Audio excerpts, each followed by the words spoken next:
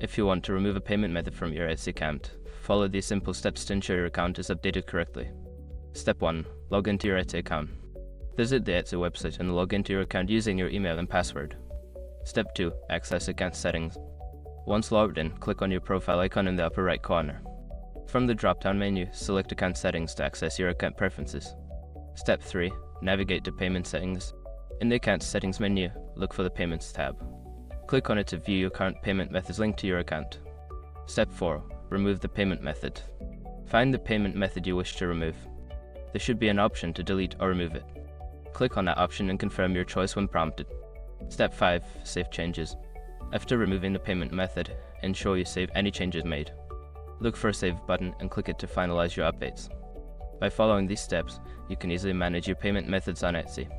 If you have any issues, consider reaching out to Etsy support for assistance.